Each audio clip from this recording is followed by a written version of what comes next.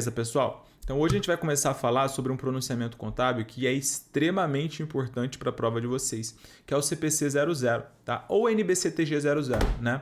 Exame de suficiência e QT, eles gostam de cobrar pela NBCTG, que é a mesma coisa, tá? Mas o que é o CPC ou a NBCTG 00? É a chamada estrutura conceitual básica da contabilidade. Mas como assim, Gabriel, a estrutura conceitual básica da contabilidade? Vejam que é o CPC 00. Eu sempre falo para vocês que com a Lei 11.638 de 2007 e 11.941 de 2009, a contabilidade ela passou a adotar os padrões internacionais. Por isso que hoje fala muito, por exemplo, de investir nos Estados Unidos, de você comprar as ações na bolsa não sei de onde, na Europa, nos Estados Unidos, tudo é possível. Por quê? Porque as normas contábeis elas são padronizadas. Warren Buffett, o maior investidor e uma das pessoas mais ricas do mundo, ele sempre afirma que contabilidade é a linguagem dos negócios. E quando a gente fala que contabilidade é a linguagem dos negócios, a gente está dizendo que a linguagem são as normas, é a normatização que a gente tem. Então, quando a Warren Buffett fala assim, olha, contabilidade é a linguagem dos negócios, isso quer dizer que a forma das empresas se comunicarem com o mundo é através de suas normas contábeis, tá? E o que você precisa entender, pessoal? Que essas normas contábeis, elas passaram por um processo de padronização, beleza? E o CPC 00 é a estrutura conceitual básica. Não, ele não traz os princípios de contabilidade. Nós tínhamos uma norma aqui chamada Resolução 750/93. Você sabe o que aconteceu com essa norma, a Resolução 750? Ela foi revogada. Então, a Resolução 750/93, ela foi revogada. E com a revogação da Resolução 750, que tratava dos princípios, entidade, oportunidade, prudência, competência, não sei o quê. Então, com essa revogação, o CPC 00 passou a ser a nossa norma basilar. O CPC 00 passou a ser a nossa norma básica, tá? Passou a ser a nossa norma básica que trata, né, dos assuntos basilares aí da contabilidade, tá bom? Então, sem perder mais tempo, vamos lá dar uma olhada no que a gente precisa saber. Infelizmente, essa norma ela é bem conceitual, né? Como o próprio nome diz, ela é bem conceitual. Conceitual em que sentido? Cara, é muito texto e pouco cálculo, né? Eu sei que a gente às vezes gosta de uma coisa mais prática e tal.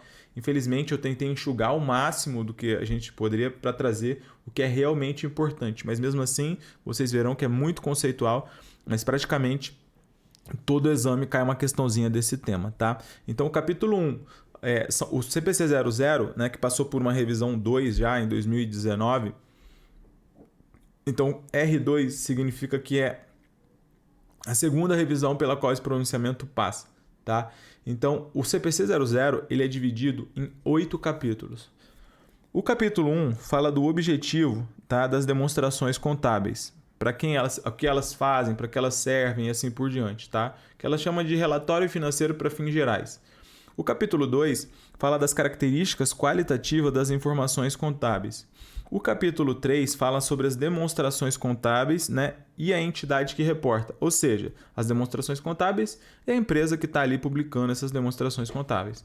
O capítulo 4 fala dos elementos das demonstrações contábeis, ativo, passivo, PL, receitas e despesas. O capítulo 5 fala sobre o reconhecimento e desreconhecimento aí de itens na contabilidade. O capítulo 6 fala sobre mensuração. Tá? O capítulo 7 fala sobre apresentação e divulgação e o capítulo 8 fala sobre capital e conceito aí, o conceito de capital e de manutenção do capital. Então, o que eu quero que você entenda em primeiro lugar, tá? Que é importante que você leve para a sua prova. O CPC 00, basicamente, ele não é uma norma que vai falar assim, ó, você vai fazer o teste de recuperabilidade disso, você vai fazer o reconhecimento disso daquela maneira. Não. O CPC 00, ele não é uma norma que dá comandos, por isso que ele é o CPC 00, tá? O CPC 00, ele não é uma norma que dá comandos, ele é uma norma que traz conceitos. Então, você não vai ver o CPC 00 mandando você avaliar um item da forma X ou Y, porque é uma estrutura o quê? Conceitual, Beleza? Então, esse é o primeiro ponto que você precisa saber. Preciso decorar a ordem desses capítulos, professor? Absolutamente não. Só precisa entender que são esses 8 capítulos e a gente vai abordar aqui. A norma é muito grande por natureza, tá? E a gente não vai tratar de todos os pontos aqui porque seria impossível. O que nós veremos aqui são os principais pontos que realmente aparecem em prova, tá? Porque se você for parar para ver, aqui, ó, deixa eu só mostrar aqui para vocês, só para vocês terem uma noção, ó. Só para vocês terem uma noção do tamanho dessa encrenca. Deixa eu ver quantas páginas são aqui. São 62 páginas de pronunciamento. Então, ó, são 62 páginas, ó. Ó, 62 páginas, olha só. Só para vocês entenderem. 62 páginas. Então, é muita coisa, tá? É muita coisa. Então, vamos voltar aqui para a nossa tela. A primeira coisa que você precisa entender é que quais são os objetivos do CPC 00, beleza? Os objetivos deles, do CPC 00, é auxiliar o desenvolvimento das normas internacionais, tá? Auxiliar os preparadores das demonstrações contábeis e auxiliar a entender e interpretar os pronunciamentos contábeis, beleza? Então, o CPC 00, ele tem esses objetivos, que é auxiliar a desenvolver as normas internacionais, é auxiliar você a preparar as demonstrações contábeis e auxiliar a entender e interpretar os pronunciamentos contábeis, tá? Então, o que você precisa entender? Olha só, item 1.2, extremamente importante, cai em prova, tem uma edição recente do exame de suficiência que caiu isso aqui. O item 1.2 do pronunciamento, tá? Então 1.2 significa que está no primeiro capítulo, fala que o objetivo do relatório financeiro para fins gerais, tá? Então o que é relatório financeiro para fins gerais? Relatório financeiro para fins gerais são as demonstrações contábeis.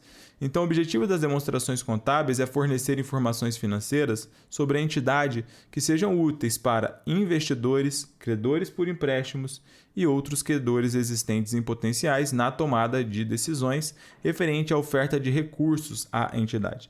Então, resumidamente, o que esse item 1.2 fala? Fala que ó, o objetivo do relatório financeiro para fins gerais, ou seja, das demonstrações contábeis, tá? Vamos trazer isso para o português. É fornecer informações financeiras sobre a entidade que importa. Entidade que importa, vamos colocar que é sobre a empresa, tá? Vamos falar que é a empresa aqui. Sobre a empresa, que sejam úteis para quem? Então, quem são as pessoas que precisam mais da contabilidade para tomar as decisões? Ora, são os investidores, tá? Investidores e são os credores. Beleza? Por que investidores e outros credores? Eu vou explicar isso para vocês. Investidores e credores fazem parte do que nós chamamos de usuários primários das demonstrações contábeis, tá? Por quê? Porque, por exemplo, a administração da entidade, vamos supor, a contabilidade facilitada é uma empresa. Mas o contabilidade facilitada ele tem relatórios gerenciais que vão servir para tomada de decisão. Então, quando nós estamos falando de uma empresa, por exemplo, como contabilidade facilitada, você vai se utilizar das informações gerenciais. Você não precisa das demonstrações contábeis para que você possa tomar decisão. Até porque a contabilidade, geralmente, ela é como um retrovisor. Você pega as informações ali e olha o que já passou. E quando nós estamos falando de administrar empresas, a gente está falando muitas vezes de fazer predições ou fazer projeções. Então, para isso, você tem controladoria, tem contabilidade gerencial, tem outros ramos da contabilidade.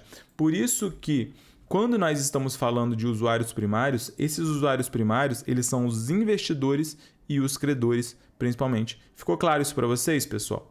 Então, o que os investidores e credores eles vão fazer? Eles são os que têm relações de troca com a empresa, tá? Então, por exemplo, ó, eles vão comprar, vender ou manter instrumento de patrimônio e de dívida, tá? Então, por exemplo, o que é instrumento de patrimônio e de dívida? Cara, instrumento de patrimônio são ações. Instrumentos de dívida são empréstimos, como, por exemplo, debêntures, entre outros, tá? Ficou claro para vocês? Conceder ou liquidar empréstimos ou outra forma de crédito. Então, por exemplo, um banco, ele vai conceder empréstimo para instituição financeira para uma empresa tal? ele precisa dar uma olhada, como que está a liquidez e assim por diante, tá? Exercer direitos de votar ou de outro modo influenciar os atos da administração que afetam o uso dos recursos econômicos da entidade. Então, às vezes, a empresa ela tem uma questão ali de capital votante, tem as ações ordinárias, etc. E aí, né? Eles vão exercer esse direito de votar e assim por diante, tá? Ficou claro para vocês? Se respondam para mim, sim ou não, tá? Então, no CPC 00, você fala muito em relatório financeiro de propósito geral. Mas o que são os relatórios financeiros de propósito geral? São as demonstrações contábeis propriamente dita, tá bom? Então, ok. Ó, e aí, seguindo, outro item muito importante é o item 1.5, que diz o seguinte: muitos investidores... Muitos investidores... A Siri falando aqui. Tá no silencioso, mas ela tá falando aqui. Muitos investidores, credores por empréstimos e outros credores existentes e potenciais não podem exigir que as entidades que reportam forneçam informações diretamente a eles, devendo se basear em relatórios para fins gerais para muitas das informações financeiras de que necessitam. Consequentemente, eles são os principais usuários a que se destinam os relatórios financeiros para fins gerais. Então, quem são os usuários principais das demonstrações contábeis? Só frisando, tá? É o que a gente chama de usuário primário, tá? Então, usuários primários, eles vão ser quem? Os investidores e os credores, tá? Por que os investidores e os credores são os principais usuários? Alguém aqui que está me assistindo investe em bolsa, sim ou não? Então vamos supor que eu estou investindo em uma ação, né? Vamos pegar aí uma ação Arezzo, tá? Uma empresa muito sólida da bolsa no setor aí de varejo, tal. Então vamos supor que eu estou investindo na Arezzo. Então a Arezzo foi fundada ali pelos irmãos Birman, Alexandre Birman, não sei quem, os caras estão entre os homens mais ricos do Brasil. Imagine você que se eu posso chegar na Arezzo, chegar lá e bater lá na porta, na casa do Alexandre Birman e falar assim, ó, eu quero comprar ações da Arezzo, mas eu quero saber o quanto a Arezzo vendeu no país inteiro, tá? Na data de ontem. Eu posso fazer isso? Eu posso chegar no grupo Pão de Açúcar, que também é uma ação que está na Bolsa de Valores, e chegar e falar assim, ó, Pão de Açúcar, eu quero saber quanto você vendeu ontem lá na sua unidade, lá em Santana de Parnaíba, Alphaville, ou lá em Jacarepaguá, ali entre a Taquara e a Pichincha. Eu nem sei se ele é Pão de Açúcar, mas acho que é. Eu posso chegar e falar isso? Não posso, tá? Por quê? Porque eles não têm, eles têm milhões, às vezes milhares de investidores. Milhares de investidores. Tem empresas que têm milhões de investidores. Imagine se ela tivesse que ficar ali diariamente respondendo tudo que os seus investidores pedem. Não tem como. Então, como que essas pessoas elas vão tomar as decisões, tá? Essas pessoas que estão investindo, elas tomam as decisões se vão investir ou não na empresa com base nas demonstrações contábeis. Por quê? Porque o próprio pronunciamento contábil chega e fala, olha, que essas pessoas, eles eles devem se basear em relatórios financeiros para as informações. Ou seja, eles não podem chegar e exigir que a empresa dê as informações para eles, tá? Porque ela vai simplesmente, cara, né? Vamos falar uma palavra, ignorar, né? Eu ia falar outra palavra que começa com CK, mas deixa para lá. Eles podem simplesmente ignorar, tá bom? Então, seguindo a nossa vida. Ok, ó, contudo, relatórios financeiros para fins gerais, as demonstrações contábeis, elas não fornecem e nem podem fornecer todas as informações de que necessitam os investidores. Esses usuários precisam considerar informações pertinentes de outras fontes, como condições, expectativas econômicas gerais, eventos políticos, ambiente político e perspectiva do setor e da empresa. Então, o que o item 1.6 fala? Fala o seguinte, olha, você está fazendo as análises das demonstrações contábeis, você quer analisar o setor de varejo no Brasil, você não adianta simplesmente considerar o balanço da empresa, as demonstrações contábeis e achar que ali está a solução dos seus problemas, porque muitas vezes essas demonstrações contábeis elas não vão fornecer. A contabilidade é uma ciência e como toda ciência, a contabilidade ela tem que ser objetiva. Então ela não pode fornecer informações, por exemplo, sobre a taxa de juros nos Estados Unidos está subindo e como isso vai influenciar o varejo brasileiro. O presidente de esquerda ou de direita assumiu e como isso vai repercutir ou não na realidade daquela empresa. Então quem está fazendo análise das demonstrações contábeis, essa pessoa, os investidores, esses credores, eles precisam considerar as condições econômicas e políticas, só que isso não é o escopo da contabilidade, porque, como a gente fala nas primeiras aulas do CFC de AZ e da Escola Contábil, qual é o objetivo da contabilidade, pessoal? É o estudo do patrimônio, que é o conjunto de bens, direitos e obrigações de uma entidade. Conseguiram entender? Beleza? Tá muito rápido ou tá tranquilo o ritmo? Eu não vou ficar falando muito devagar, porque senão a gente não avança, porque essa norma é muito grande mesmo. Tá bom? Só para que vocês possam entender. Ok. Então, os relatórios financeiros para fins gerais, eles não se destinam a apresentar o valor da entidade que reporta, mas fornecem informações para auxiliar investidores, credores por empréstimo e outros credores existentes e potenciais a estimar o valor da entidade que reporta. Nós estamos numa época em que é muito comum você falar de startups, né? Todo mundo aí já ouviu falar o que é uma startup, né? Startups são essas empresas extremamente alavancadas, empresas de tecnologia, empresas que em grande parte alavancam aí o seu capital, pegam recursos de terceiros para fazer isso multiplicar por 5, 6, 7, 10 mil vezes, né? Então existe uma coisa no mundo das startups que é chamada de valuation. Então, o que é o valuation? Valuation é o quanto aquela empresa ela está valendo, né? Então, vamos supor assim que determinada empresa, vamos colocar aí, por exemplo, o Novo Mercado. Alguém conhece o Novo Mercado? É uma empresa de marketing digital do Ícaro de Carvalho, tá? É uma empresa excelente de marketing digital, tá? O Ícaro de Carvalho, ele sempre fala o seguinte, fala, olha, a minha empresa ela está faturando o ano 70 milhões, vamos colocar, 70 milhões. Beleza? Então esse é o faturamento. Esse é o quanto ela tem de receita. E aí o que é estimar o valor da entidade que esse item 1.7 fala? Fala o seguinte, olha, quando o Novo Mercado, vamos supor que ele quer um investidor institucional para poder fazer avaliação ali do seu negócio, da empresa, para injetar dinheiro, né? O que vai acontecer? Vamos supor que esse institucional, esse investidor, ele vai falar o seguinte, fala, olha, o seu negócio ele vale 6 vezes EBITDA. Ou vamos supor que o seu negócio vale 5 ou 10 vezes receita. Então, com isso, esse cara ele vai ter uma empresa valendo 200, 300 milhões, entendeu?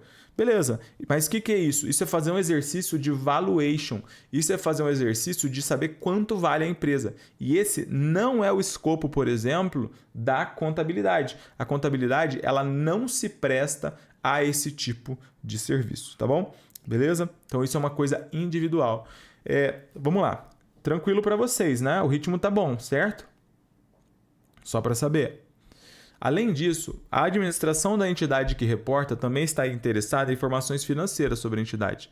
Contudo, a administração não precisa se basear em relatórios financeiros para fins gerais, pois ela pode obter internamente as informações de que precisa. É o que eu falei para vocês. Não sei se vocês trabalham ou se vocês já têm ou pretendem ter uma empresa, mas você vai ver que quando você trabalha, tem ou pretende ter uma empresa, a contabilidade ela não é tão indispensável para a administração propriamente dita, porque geralmente a administração ela trabalha com informações gerenciais, principalmente as pequenas empresas, né? Então você tem um DRE gerencial, você tem um fluxo de caixa gerencial, você faz tudo de forma gerencial. A contabilidade ela vai, né, te ajudar a fazer o controle de tudo e refletir como você está, mas essas informações elas são gerenciais. Outras partes, como reguladores e público em geral, que não investidores, credores por empréstimo, podem também considerar relatórios financeiros para fins gerais úteis. Contudo, esses relatórios não são direcionados a esses grupos. Então, o que quer dizer aqui, por exemplo? Vamos supor aqui... cadê? Regulador. Vamos colocar aqui um exemplo. O fisco, tá? Eu era auditor fiscal, trabalhava lá na Secretaria de Fazenda do Estado do Rio de Janeiro, beleza? E eu trabalhava no setor de supermercados e lojas de departamento. Eu fazia fiscalização de grandes empresas do setor varejista, lojas americanas, Carrefour, McDonald's, todas essas empresas grandes do setor de supermercado e lojas de departamento, tá bom? E o que acontecia? Quando eu estava ali na condição de auditor fiscal e eu ia fazer fiscalização da Apple, vamos supor, você não precisa fazer você não precisa pedir a permissão. Por quê? Quando você está na condição de administrador público, quando você está na condição de servidor público, você tem o que a gente chama de prerrogativa, a supremacia do interesse público sobre o interesse privado. Então, você tem uma questão, o princípio da legalidade, da imperatividade. Você tem diversos princípios na administração pública que dão a prerrogativa do fisco, por exemplo, pedir a documentação necessária para que ele possa analisar o recolhimento de tributos. Então, se o Gabriel chegasse, por exemplo, no supermercado Pão de Açúcar para fazer uma auditoria, obrigatoriamente eles teriam de me dar essas informações porque era uma previsão de lei, desde que, obviamente, correlacionado com o exercício da atividade.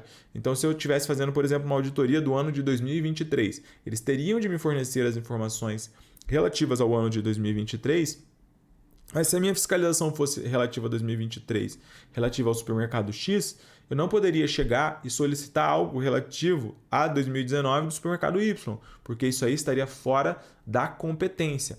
Mas quando você está falando de fisco, de órgãos reguladores e assim por diante, existe essa prerrogativa. Você pode fazer toda essa questão, né? Você faz essa questão dessa fiscalização, etc., sem precisar das demonstrações contábeis, sem precisar do balanço, porque eles são obrigados a te informar, muitas vezes, no molde que você solicitou a informação, tá?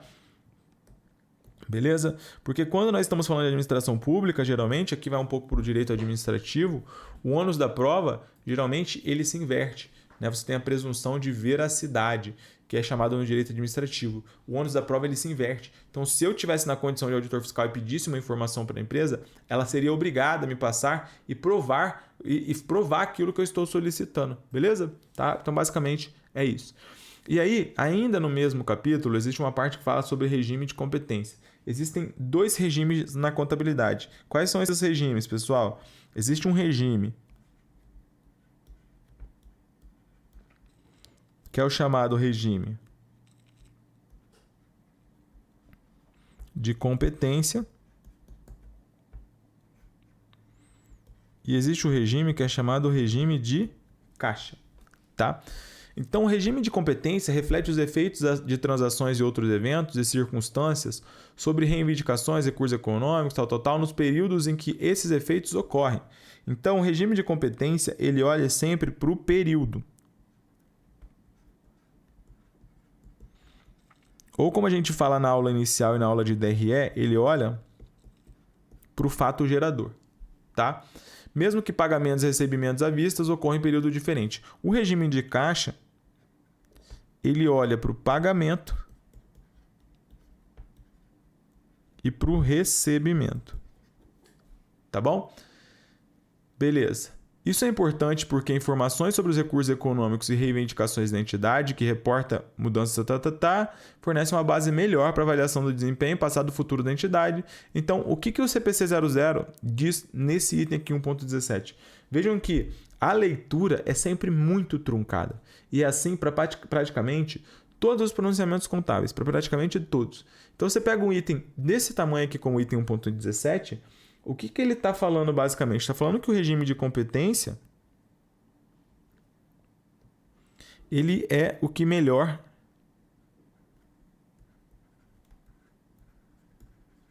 reflete as informações de que o contabilista ele precisa, tá? Então, quando a gente está falando de contabilidade, aí você vai para a Lei 6.404, né? Ela fala que você tem que utilizar o regime de competência também. O CPC 00 fala que o regime de competência, veja que ele não é obrigatório, mas ele fala, ó, fornece uma melhor base para avaliação do desempenho do que exclusivamente informações sobre recebimentos e pagamentos. Então, o que o item 1.17 fala é o seguinte, olha, o que reflete melhor para a contabilidade é o regime de competência, tá bom? Só para que vocês possam entender o que eu estou falando. Então, sobre o capítulo 1 do CPC 00, essas são as principais informações que você precisa conhecer, tá bom? Beleza? E a gente vai para o capítulo 2, que trata das características qualitativas das demonstrações contábeis, beleza? O que são as características qualitativas das demonstrações contábeis? Vamos colocar que aí, entre aspas, assim, vamos dizer, são os novos princípios da contabilidade, tá? Então, o que o item 2.4 fala? Fala o seguinte: Se as informações financeiras devem ser úteis, elas devem ser relevantes e representar fidedignamente aquilo que pretendem representar. A utilidade das informações financeiras é aumentada se forem comparáveis, verificáveis, tempestivas e compreensíveis. Então, sobre as características qualitativas das demonstrações contábeis, o que eu quero que você entenda rapidamente, porque isso cai em prova. A gente só fala aqui o que cai em prova, tá? Qual é o macete que você precisa conhecer para saber quais são as características qualitativas das demonstrações contábeis? É o que a gente sempre chama aqui de cocô. Deixa eu colocar mais para baixo. Cocô, teve, re. Beleza? E o que é o cocoteve re, Gabriel? É o seguinte, nós temos dois tipos de características qualitativas das demonstrações contábeis. Nós temos as características qualitativas fundamentais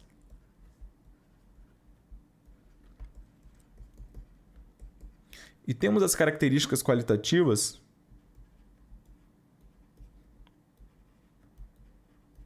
de melhoria, tá? Gabriel, o que são as características qualitativas fundamentais? É o re, tá? Que é o que a gente chama de relevância,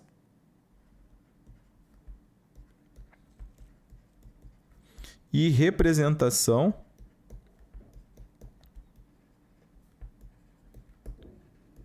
fidedigna. E o que é o cocoteve? Tá? Cocoteve é comparabilidade,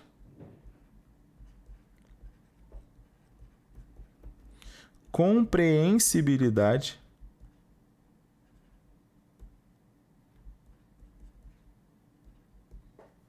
tempestividade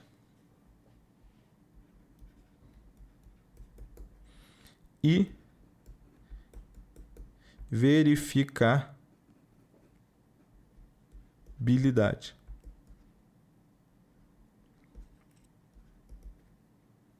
Tá?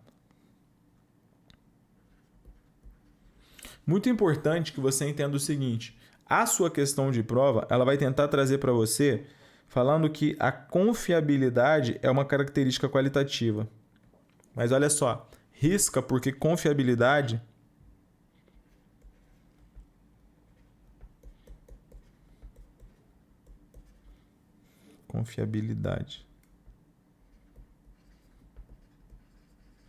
não é uma característica qualitativa, tá? E aí ela vai trazer isso para tentar confundir você com comparabilidade e compreensibilidade. Então repita para mim, qual é o macete que vai falar para vocês as características qualitativas das demonstrações contábeis? É o cocoteve re, tá? Sendo que o cocoteve são as características qualitativas de melhoria das demonstrações contábeis e o re é a relevância e a representação fidedigna. Beleza? Entendido? Fechou. Então, ó, características qualitativas fundamentais: relevância, representação fidedigna, de melhoria, comparabilidade, verificabilidade, tempestividade e compreensibilidade. Tá bom? Só para que vocês possam entender. Seguindo a nossa vida, então, as características qualitativas fundamentais são relevância e representação fidedigna, tá? Então, o que você precisa entender? São as características qualitativas fundamentais, são relevância e representação fidedigna. Mas o que é relevância, Gabriel? O que é representação fidedigna? Então, vamos aqui por ordem. Características qualitativas fundamentais: relevância e representação fidedigna, tá? Então, o que você precisa entender? O que é a relevância? Cada característica qualitativa, a gente vai gravar as palavras-chave para decorar isso para sua prova. Você não precisa gravar todo o texto, tal, não. Você vai entender quais são as palavras-chave que vai fazer você lembrar disso na hora da prova. Então, o que é uma informação financeira relevante? A informação contábil financeira relevante é aquela capaz de fazer diferença nas decisões que possam ser tomadas pelos usuários. Então, qual a palavra-chave que você acha aqui? Tá? Qual a palavra-chave? É fazer o quê? Então, uma informação relevante é aquela que faz o quê? Diferença nas decisões tomadas pelos usuários, tá? Só um exemplo para vocês. No ano de 2023, a Marisa, por exemplo, divulgou um resultado extremamente ruim, tá? Aí elas foram lá, tiveram um grande problema, fizeram a retificação das demonstrações contábeis e o prejuízo que a empresa reportou adequadamente, né, com as demonstrações contábeis mais adequadas, foi de 7 vezes o que tinha sido informado anteriormente. Você acha que essa informação ela é relevante? Sim ou não? Sim, né? Porque, ora, você informou uma coisa, seu prejuízo foi 7 vezes maior posteriormente, né? Então, essa é uma informação relevante. Por quê? Porque ela faz diferença nas decisões tomadas pelos usuários. Consegue entender? Então, é uma informação extremamente relevante, né? 2023, um ano extremamente complexo para o varejo brasileiro, porque o nosso custo de capital, por exemplo, com a taxa de juros de 14%, é muito alto. Então, para uma varejista tomar empréstimo e fazer dívida a 14%, que é praticamente a taxa Selic em 2023, ela precisa ter retornos superiores a esse valor, porque esse é o valor mínimo que ela vai conseguir empréstimo. Só que varejo brasileiro não entrega isso. Então, varejistas brasileiros em 2023 enfrentam grandes dificuldades aí no cenário, né? Dado também recessão, tal, econômica, enfim. Essa é outra conversa para outra hora. Então, o que é uma informação financeira relevante? É aquela que faz diferença nas decisões que possam ser tomadas pelos usuários, como é o caso do que eu falei dos balanços aí das lojas Marisa, tá? Mas o que então é fazer diferença nas decisões, tá? Aqui, ó, vamos aqui para o nosso esquema. Ela faz diferença quando a informação ela tem um valor preditivo. O que é o valor preditivo? Preditivo é o seguinte, é que você pode predizer futuros resultados. Você pega, por exemplo, o balanço de grandes empresas como Amazon, Starbucks, você vê que a receita, a linha de receita da empresa é sempre praticamente crescente, tá? Então você pode pressupor que essa empresa, embora ela vá crescendo em ritmos cada vez menores, ela é algo crescente. Então você consegue fazer uma predição. Ora, se a empresa ela vem crescendo a um ritmo de 20% ao ano, você pode predizer que ela vai crescer 20%. Então essas informações de receita, a receita da empresa, que a empresa publica, ela tem um valor preditivo. Por quê? Porque você consegue fazer uma projeção. Então, né, é um valor preditivo. E a informação também ela é relevante se ela tem valor confirmatório. O que é um valor confirmatório? É para você ter um feedback, tá? É você ter um feedback, beleza? É você ter um feedback do que você predisse. Predisse, eu acho. Do que você predisse. Então, o que está acontecendo? Ora, se você tinha uma suposição de que a empresa X entregaria uma receita de 2 bilhões no final de 2024, você fez essa predição em 2023. Em 2024, você tinha uma predição de que entregaria 2 bilhões de receita. Então, lá no final de 2024, você vai ser capaz de verificar se o seu valor, se a sua predição ela esteve correta. Então, você vai confirmar. Por isso que a informação ela faz diferença quando ela também tem um valor confirmatório. Tá?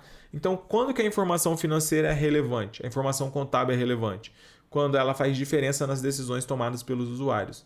E o que é fazer diferença nas decisões tomadas pelos usuários? É ter valor preditivo, valor confirmatório ou ambos, tá? Porque esses dois valores da informação eles estão diretamente correlacionados, o valor preditivo e o valor confirmatório. Entendido, pessoal? Então, esses valores eles estão extremamente interrelacionados. Compreendido? Beleza? Beleza? Sim? Sim? Podemos seguir?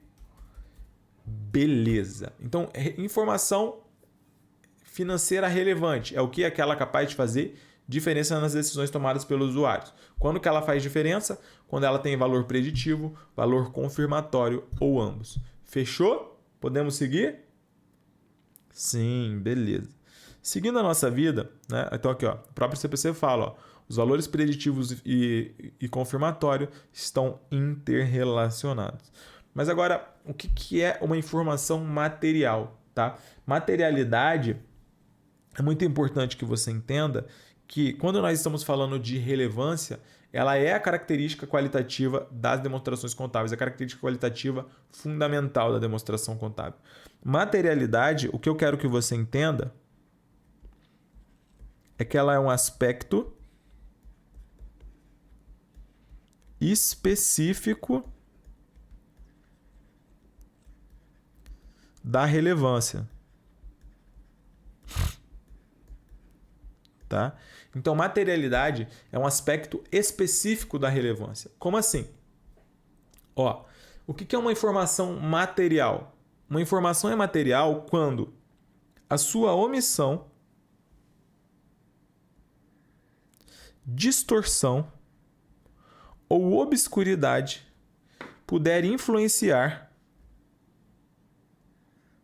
as decisões que os usuários tomam com base nesses relatórios. Tá? Então, exemplificando. Tá? Exemplificando. Deixa eu ver aqui uma informação, um exemplo claro para vocês. Lojas americanas, né? Lojas americanas. Então, lojas americanas, ela teve uma grande questão aí no ano de 2022, 2023, relativa à fraude nas demonstrações contábeis. Então, informações foram omitidas, informações foram distorcidas, informações foram obscurecidas. Então, o que isso significa, pessoal? Significa que essas informações de lojas americanas, elas eram informações materiais, tá? Então, elas eram informações materiais. Por quê? Porque o fato delas terem sido omitidas, distorcidas, significa que faltou elementos para que os usuários das demonstrações contábeis pudessem tomar as suas decisões, tá? Então, a materialidade é um aspecto específico da relevância. Então, o que é uma informação relevante? Aquela que faz diferença nas decisões tomadas pelos usuários. Quando que ela é relevante? Quando ela tem fator preditivo, confirmatório ou ambos. E o que é materialidade? É um aspecto específico da relevância. Como que eu sei que a informação é material? As palavras-chave são essas, quando a sua omissão, distorção ou obscuridade puderem influenciar as decisões tomadas pelos usuários. Compreendido, pessoal? Beleza.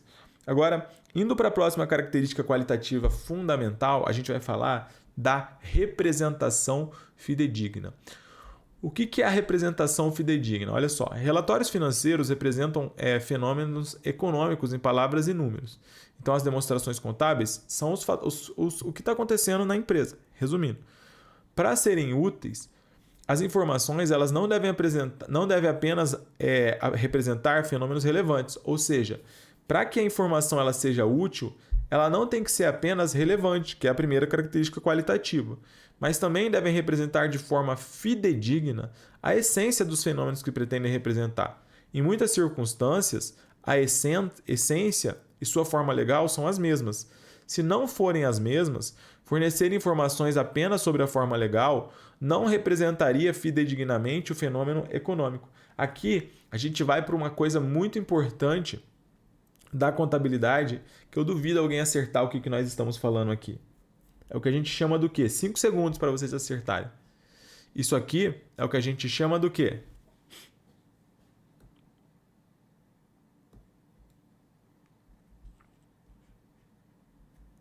De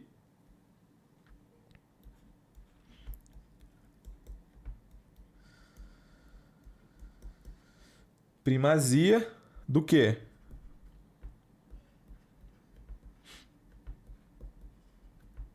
Da essência sobre a forma. Então, Gabriel, o que quer dizer a primazia da essência sobre a forma? Por exemplo, o arrendamento. Tá? Arrendamento é um bem que, mesmo não sendo de propriedade da entidade, o arrendamento ele tem que ser registrado no balanço da empresa arrendatária. Por quê? Em homenagem da primazia da essência sobre a forma. Então, quando você está fazendo as suas demonstrações contábeis, você não tem que olhar apenas para o elemento formal. Então, por exemplo, o arrendamento não é uma máquina que é minha. Só que como eu estou utilizando, ela está me gerando benefícios, muito provavelmente ao final eu tenho a chance de comprar essa máquina por um valor residual e tal, eu vou registrar isso no meu ativo imobilizado, em obediência à primazia da essência sobre a forma, tá, pessoal? Então, o que significa dizer, quais são as palavras-chave para dizer que uma informação ela tem a representação fidedigna? São isso aqui, tá? Então, quando a gente falou de relevância, a gente falou que a informação ela precisa fazer diferença nas decisões tomadas pelos usuários, tendo valor preditivo e valor confirmatório.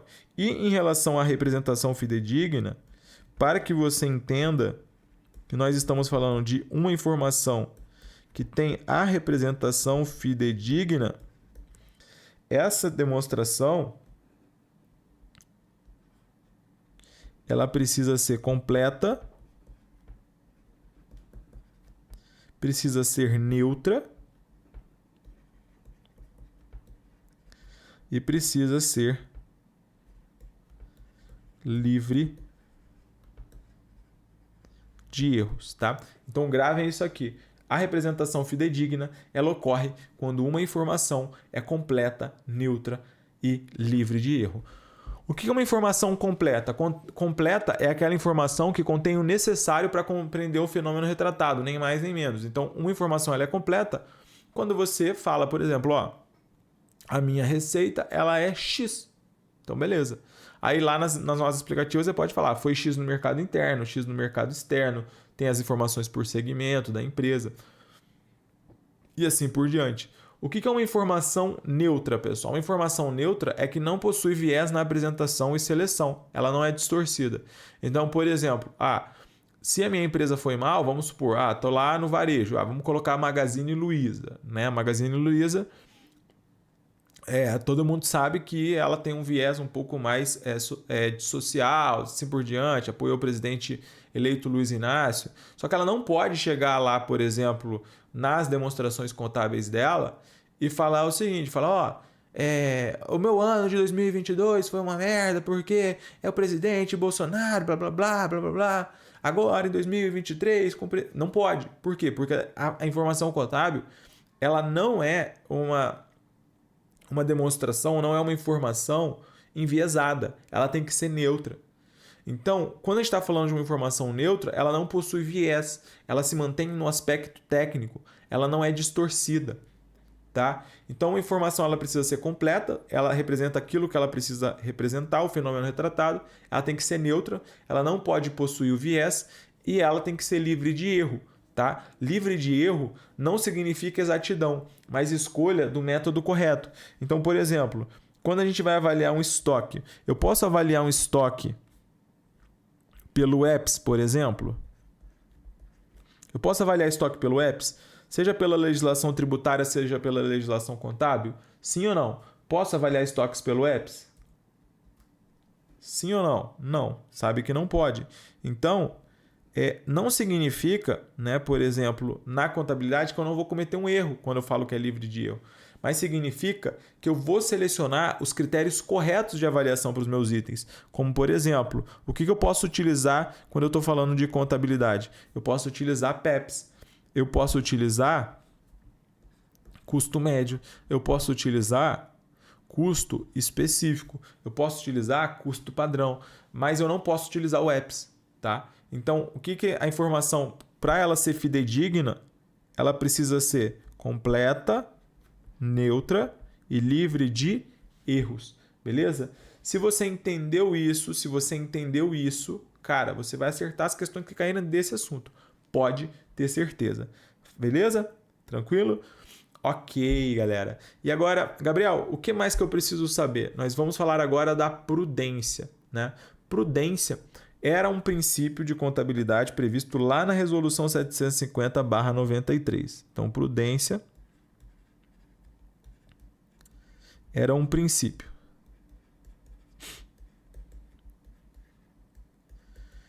O que o princípio da prudência falava lá na Resolução 750/93? Alguém lembra? O pessoal talvez não seja dessa época, né? Que pegou a contabilidade, estudando os princípios básicos e tal, né? Mas o que o princípio da prudência falava? A prudência falava o seguinte, olha, o que é ser prudente?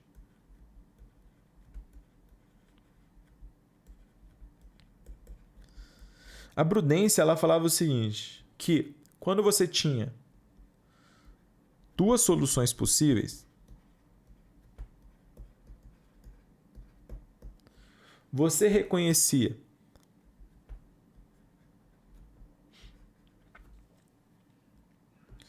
os ativos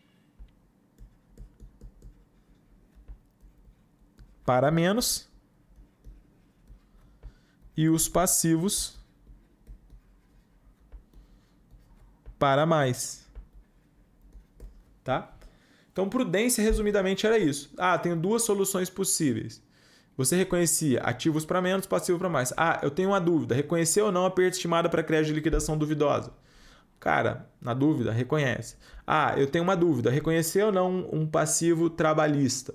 Cara, na dúvida, reconhece, tá? Então, o nome disso, que a gente chamava, que era um princípio lá na Resolução 750, era prudência. Entendido? Sim ou não? Preciso que vocês falem comigo. Sim, né? Então, beleza. A prudência, ela era esse princípio. Só que aí chegou o CPC 00, né? Na realidade foi o CPC 00, a estrutura conceitual do setor público, revogou a Resolução 750. E na primeira versão do pronunciamento de estrutura conceitual, a prudência ela foi abolida, vamos assim dizer. Por que ela foi abolida? Porque observou-se no mundo que você tinha tendências, vamos supor, por exemplo, lá na Noruega, vamos colocar assim hipoteticamente, você tinha uma questão de os caras eram extremamente prudentes. Então, na dúvida, eles faziam uma provisão absurdamente alta para determinada situação. E aí, quando você pegava Estados Unidos, por exemplo, com um veio muito mais empreendedor, os caras faziam, às vezes, uma provisão muito menor para determinada situação. Então, o que observou-se? Observou-se que a prudência ela estava tomando um aspecto muito pessoal, era uma coisa muito subjetiva. E aí, a primeira versão do CPC 00, editada no Brasil, ela limou a prudência. Ela falou, adeus prudência. Tá? Só que percebeu-se que talvez não teria sido adequado aquele posicionamento e na segunda revisão do CPC 00, que essa é a versão que foi feita em 2019, a prudência voltou. Mas voltou como? Vamos para o item 2.16, que diz o seguinte: a neutralidade é apoiada pelo exercício da prudência. Prudência é a cautela. Então agora, prudência é o quê? Qual a palavra-chave? Cautela ao fazer julgamentos, sob condições de incerteza. Então, você ser prudente é você ser cauteloso sob condições de incerteza. Então, o que é o exercício da prudência? Significa que ativos e receitas não estão superavaliados. E passivos e despesas não estão subavaliados. Porque qual que é o interesse da empresa? O interesse da empresa, quando você está falando em empresas de crescimento, é sempre que a empresa valha mais. Então pode existir uma tentação muito grande em você colocar os seus ativos e receitas de forma muito maior do que eles realmente são. E os seus passivos e despesas de forma muito menor do que eles realmente são, para a sua empresa não valer menos. Tá? Então, dessa forma, o exercício da prudência não permite a subavaliação de ativos ou receitas, ou a superavaliação de passivos ou despesas. Ou seja, você não pode superavaliar os seus ativos e a sua receita, ou seja, superavaliar o quê? Colocar que eles valem mais do que eles realmente valem, e você também não pode subavaliar ativos e receitas. Falar que eles valem menos do que realmente valem, para, por exemplo, se esquivar do pagamento de dívidas. Tá? Então, e nem superavaliar passivos ou despesas, por exemplo, para falar que você está ferrado, pedir uma recuperação judicial às vezes de forma indevida. Então, essas divulgações distorcidas podem levar à superavaliação ou subavaliação de receitas e despesas em períodos futuros. Então, você ser prudente hoje se tornou o seguinte, falar, olha, Se você é prudente, significa que você tem cautela. Então, significa você ter cautela. Então, ter cautela é ser prudente. A prudência voltou para essa versão do CPC 00, mas sob um aspecto de cautela. Beleza? Então, prudência é o quê? Cautela. A prudência é uma característica qualitativa das demonstrações contábeis? Responda para mim sim ou não, galera. Não. Prudência não é uma característica qualitativa. Prudência, nós estamos falando característica qualitativa fundamental, relevância e representação fidedigna. Representação fidedigna é uma característica. Para a informação ser fidedigna, ela tem que ser o quê? Completa, neutra e livre de erro. E para ser neutra, ela tem que ser prudente, tá? Então, prudente está dentro da neutralidade, beleza? Então, fechou. Falamos sobre as características qualitativas fundamentais e agora, para fechar esse nosso primeiro bloco, a gente vai falar sobre as características qualitativas de melhoria, tá? Então, quais são as características qualitativas de melhoria? São aquelas 4 que eu falei para você, que é o COCO-TEVE, né? Comparabilidade, verificabilidade, tempestividade e compreensibilidade, tá? Então, as características qualitativas fundamentais, elas são aquelas fundamentais para você informar as suas demonstrações contábeis. E as características qualitativas de melhoria, elas têm o que o próprio nome diz. Elas vão promover uma melhoria. Tá? É uma melhoria. Então, as características qualitativas de melhoria, elas melhoram a utilidade da informação. Melhoram a utilidade da informação. Que sejam relevantes e fidedignas. Então, elas podem ajudar a determinar qual das formas podem ser utilizadas para representar o fenômeno, caso se considere que ambas, tá? Então, o que é o COCO-TEVE? O que é comparabilidade? Comparabilidade, basicamente, pessoal, é você escolher a alternativa. Então, vender ou manter investimento, investir em uma ou outra entidade. Então, o que acontece? Por exemplo, vamos pegar aqui bancos, né? Quais são os bancos que nós estamos aí na bolsa? Ora, eu tenho Itube, Itaú, eu tenho BBDC, Bradesco, tenho Bebas, Banco do Brasil, tenho Santander. Beleza, então basicamente são essas. Nubank, Banco Inter estão fora. Então eu tenho esses bancos aqui. Tem o BPAC, que é a BTG. Beleza. Então o que acontece? O que é a comparabilidade? Bancos, quando a gente está falando de análise de bancos, tem um índice que é muito importante. Não sei se alguém aí trabalha em banco, que é o índice de Basileia.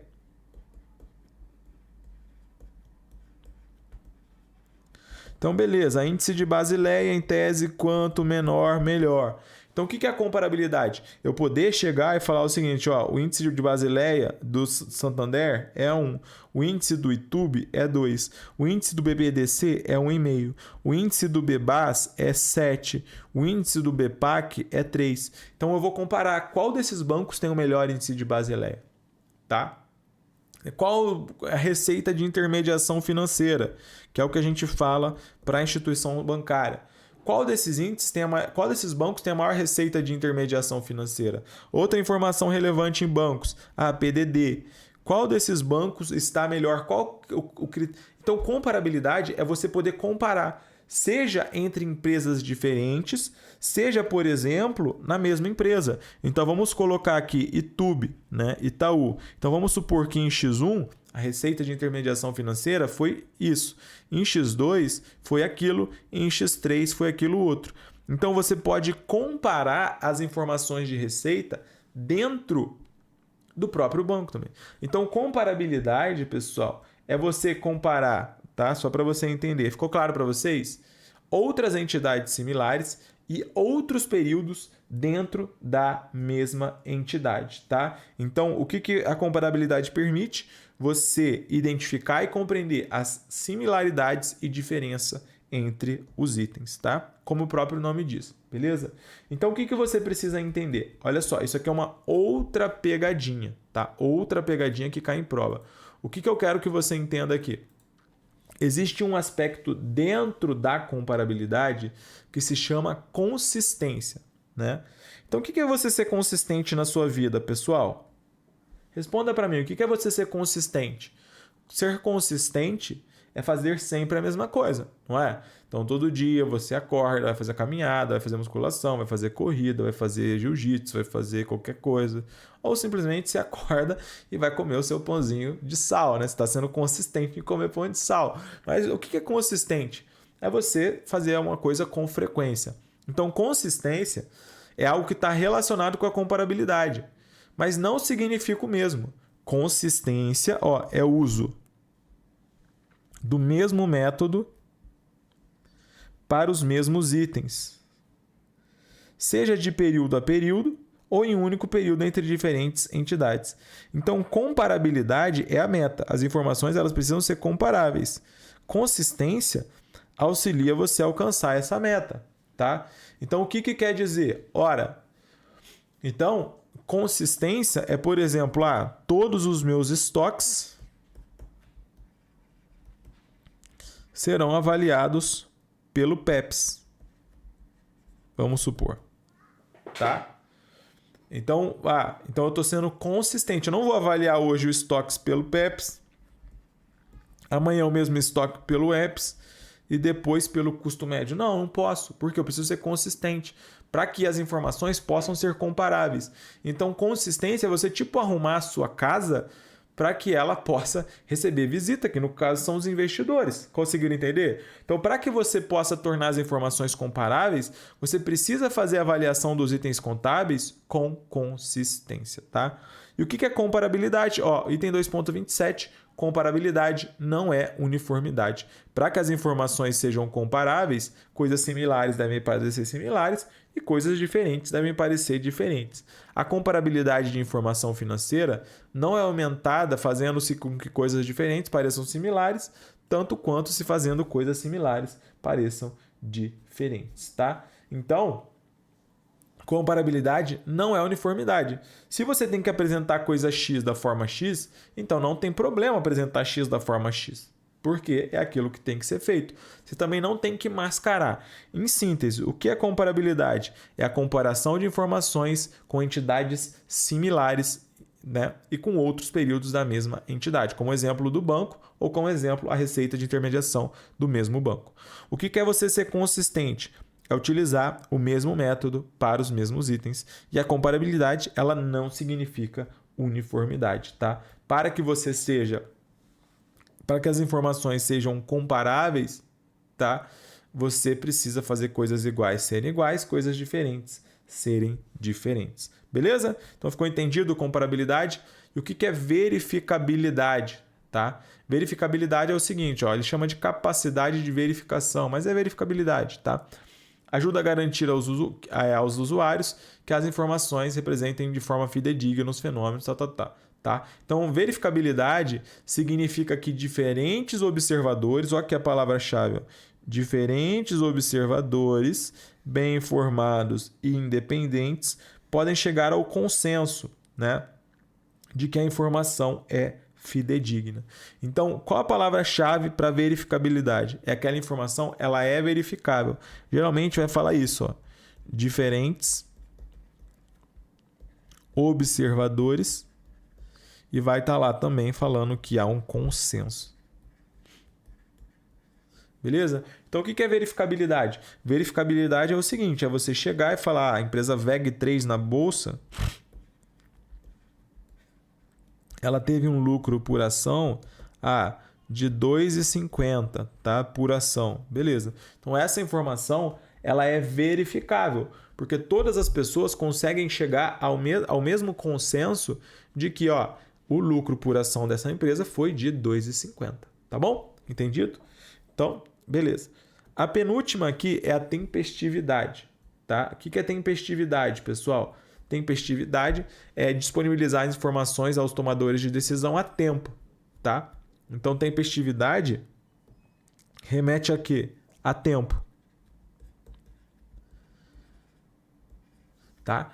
Então, significa disponibilizar informações aos tomadores de decisão a tempo para que sejam capazes de influenciar suas decisões. De modo geral, quanto mais antiga a informação, menos útil ela é. Contudo, as informações podem continuar sendo intempestivas, muito tempo, Então, o que você precisa entender, pessoal? Quando acontece alguma coisa muito importante na sua empresa, o mercado ele precisa ser comunicado disso. Tá?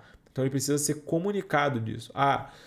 Fulano, o diretor da empresa foi preso. Isso é relevante, isso tem que informar rapidamente. Então, você vai fazer um fato relevante, assim por diante. Então, informação ser tempestiva é tempo. A empresa ela precisa ponderar a tempestividade. Ora, ela tem que apresentar a informação de forma mais rápida possível, só que ao mesmo tempo ela precisa apresentar de forma completa. Não pode ser uma coisa atabalhoada, né? Que tipo, saiu um murmurinho sobre determinada situação. E aí você vai lá e sai correndo para explicar aquilo, né? Por exemplo, tipo o Silicon Valley Bank, que quebrou em 2023. Saiu uma série de gente falando na internet que o Nubank tinha uma grande quantia nesse banco, né? Aí, isso foi num dia. No outro dia, o Nubank soltou uma nota falando que ele não tinha aplicações, nada com o Silicon Valley Bank, que foi o banco que quebrou lá nos Estados Unidos. Então, fez isso de forma tempestiva. Por quê? Porque o mercado aguardava aquela informação. Então, tempestiva é você informar as coisas a tempo, beleza? E o que é compreensibilidade? Para encerrar aqui as nossas características qualitativas e encerrar essa nossa aula, tá? Compreensibilidade é você classificar, caracterizar e apresentar informações de modo claro e conciso, beleza? Então aqui, compreensibilidade é apresentar as informações de modo claro e conciso, tá? Então você não precisa ser prolixo, apresentar as informações de um modo extremamente falando quanto de caneta você tem daqui ou dali e assim por diante. É ser claro e conciso, beleza? Alguns fenômenos são inerentemente complexos e pode não ser possível tornar sua compreensão fácil, tá? Então o que acontece? Relatórios financeiros, demonstrações contábeis são elaborados para os usuários que têm conhecimento razoável de atividades comerciais e econômicas. Tá? Então, o que acontece? Você tem que apresentar a sua demonstração contábil de forma clara e concisa. Mas isso não significa que você tem que omitir, às vezes, alguma coisa que é importante e é um pouco mais complexa. Quando a gente está falando de empresas de petróleo, como a Petrobras, Vale, você tem informações que são informações técnicas sobre o setor. Você não pode deixar de informar aquilo porque você fala, o Gabriel não vai entender, então eu não vou colocar isso no meu balanço. Não. Você tem que tornar as informações claras e concisas. Mas você não tem que se furtar, você não tem que evitar apresentar as coisas que sejam complexas, porque isso faz parte da dinâmica do mercado, tá? Então, isso é ser compreensível, tá? Então, vamos fazer um panorama aqui, um panorama rápido sobre as características qualitativas das informações contábeis, beleza? O que é comparabilidade? É você comparar informações com entidades similares e outros períodos da mesma entidade. O que é consistência? Lembrando que consistência é você usar os mesmos métodos para os mesmos itens. E comparabilidade não significa uniformidade. Coisas iguais precisam parecer iguais, coisas diferentes precisam parecer diferentes. O que é verificabilidade? Os diferentes observadores eles podem chegar a um consenso. Então, eu olho aquilo, eu sei que a receita é aquela. Eu olho o lucro por ação, eu sei que é aquele. E assim por diante. O que é ter tempestividade? É ter informação disponível a tempo, né? De poder influenciar nas decisões. O que é compreensibilidade? É você tornar a informação clara e concisa. Beleza? Então, esse quadro aqui é extremamente importante que você entenda. Mas, Gabriel, a minha informação ela tem que ser apresentada a qualquer custo? Não. O que você precisa saber é que existe uma restrição na geração da informação contábil. O que você quer dizer, Gabriel? Existe uma restrição na geração da informação contábil. É o seguinte, o custo é uma restrição generalizada sobre as informações que podem ser fornecidas pelo relatório financeiro, tá? O relatório de informações financeiras impõe custos e é importante que esses custos sejam justificados pelo benefício de apresentar essas informações. há vários tipos de custos e benefícios a serem considerados. Então, quando a gente está falando de informação contábil, você precisa saber que existe um custo. Você tem que controlar a informação, a depreciação de tal máquina da forma X. Só que para isso você vai precisar de fazer não sei o que, contratar um sistema que só está disponível lá em Marte. Cara, eu não vou fazer isso. Vou fazer de uma forma que seja menos custosa. Então, o custo é uma restrição na apresentação das demonstrações contábeis. Porque, literalmente, aqui, né, existe uma questão de custo-benefício. Então, é muito importante que seja avaliado o custo-benefício para você gerar uma informação contábil. Beleza? Então, pela aula de hoje, era isso.